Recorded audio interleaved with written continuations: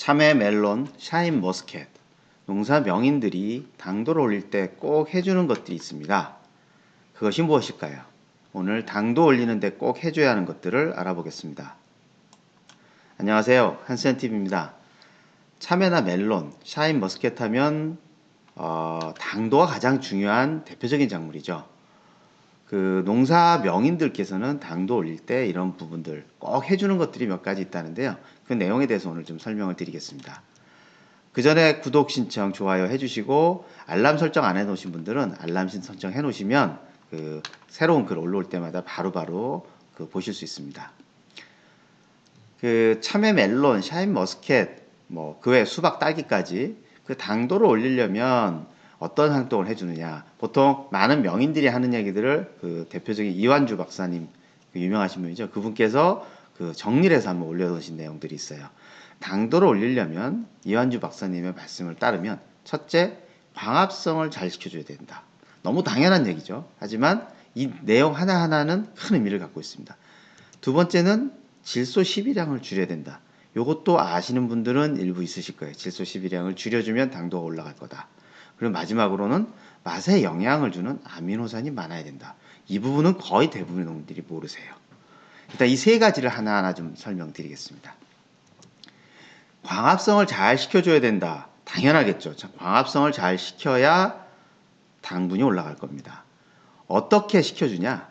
첫째는 햇빛, 이산화탄소, 온도, 수분 등등 다 이게 좋아야 된다는 건 누구나 알아요. 그래서 해가 많이 들게 해줘야 되고 적절히 이산화탄소, 탄소도 공급해줘야 되고 온도 조건이나 수분 잘 맞춰야 되겠죠. 그렇게 하면 식물이 잘 자라면 광합성은 잘 됩니다. 근데 이것까지 하는 부분들은 일반 농민들 누구나가 생각하는 거고요. 두 번째 더 중요한 건 엽록소가 많고 광합성과 관련되는 그런 효소의 활성이 높아야 됩니다. 엽록소는 뭐냐? 그 잎이 녹색이잖아요. 이파리가 잎이 녹색. 그 녹색을 띠고 있는 게 엽록소라고 하는 광합성을 하는 기관이에요. 그런 엽록소가 많아져야, 그런 색소가 많아져야 광합성이 일어나는 거거든요. 그러니까 엽록소가 누구나가 녹색을 띠고 있지만 어느 집은 엽록소 함량이 높으면 그만큼 광합성을 많이 하는 거예요. 그 엽록소는 그야말로 광합성을 하는 공장이라고 생각하시면 돼요. 공장이 100개 있는 곳과 1000개 있는 곳, 당연히 1000개가 훨씬 더 많은 양을 생산할 수 있듯이 엽록소 함량이 높아야 되고요. 엽록소가 기능을 하려면 광합성에 관여하는 효소의 활성이 높아야 돼요. 이 광합성에 관여하는 효소들이 많게 만들어지려면 필요한 것들이 많은데 식물체 스스로 이걸 만들죠. 만들지만 이걸 더 많이 만들 수 있다면 도움이 되는 거죠. 그래서 대부분 광합성을 늘려주기 위해서 엽록소 함량을 늘려주거나 광합성에 관여하는 효소의 활성을 늘려주는 그런 류의 제품들을 많이 사용해요. 그래서 제가 전에 말씀드렸던 그런 영상 위에 또 연결시켜드리면 아미노 마이너가 엽록소의 함량을 증가시켜드린다 그랬어요. 그래서 식물의 종합 비타민이라고 말씀을 드렸는데 이 안에 들어있는 미량 요소와 이런 것들이 다 도움을 준다는 거죠. 단지 이 제품 아니더라도 엽록소의 합성을 많이 해주고 광합성에 관여하는 효소를 많이 만들고 활성을 높여주는 그런 제품들을 사용해 주신다면 광합성에 도움이 됩니다. 두 번째는 질소 12량을 줄여야 된다. 질소 12량을 줄여야 된다는 얘기는 아는데 왜는 모르세요. 왜를 모르고 그냥 하면 얼마나 어떻게 줄여야 되는지 모르고 잘못 줄일 수가 있겠죠. 왜 줄여야 되냐? 첫째, 질소 비료는 당분을 소비해서 아미노산과 유기산을 만들게 됩니다. 뭐냐? 질소는 식물체 안에 들어갔을 때 핵산을 구성하고 그 다음에 에너지를 구성하고 그 다음에 아미노산을 만드는 그런 데 쓰여요. 질소가 들어오면 무조건 아미노산을 만들려고 애를 쓴다라고 생각하면 돼요. 근데 이 아미노산이 그냥 만들어지는 게 아니고 많은 에너지와 함께 당분을 소비를 합니다. 당분은 누가 만들었죠? 아까 광합성을 통해서 만들어 놓은 거죠. 이 당분이 우리가 얘기하는 그 전분 타입에서 당 타입으로 바뀌어서 이게 단맛을 내는 데 가실에 쏴야 되는데 질소 비료가 들어오면 아미노산 만드는 데 다 써요. 그리고 아미노산만 만들어지는 게 아니고 유기산도 만들어집니다. 그 결과로. 유기산이 만들어지는데 이 유기산이 맛이 나쁜 영향을 줘요.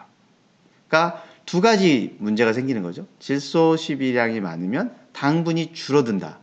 당이 쌓여야 되는데 당을 소비해 버린다는 거고 두 번째는 유기산과 또 일부 아미노산이 맛에 안 좋은 영향을 주는 것들이 쌓인다는 거죠. 그래서 질소 12량이 초기부터 적을 필요는 없지만 어느 정도로 해서 과실이 익어갈 때 질소 12량이 줄지 않으면 당분이 쌓일 수가 없어요. 그래서 질소 12량을 조절하셔야 됩니다. 후기에는. 그리고 세 번째는 맛에 좋은 영향을 주는 아미노산이 많아야 된다. 이 말씀을 드렸는데 아미노산이 앞에서는 뭐 맛에 영향을 준다라고 했는데 아미노산은 종류가 많아요. 필수 아미노산이 18가지고 그거보다 더 많은 종류가 있는데 맛에 좋은 영향을 주는 아미노산이 있어요. 왜 그러냐? 우리가 생각할 때 당분만이 맛을 나타내고 당도를 나타낸다고 생각하지만 당분 외에 향기나 풍미라고 얘기하는 것에 관여하는 아미노산이 있어요.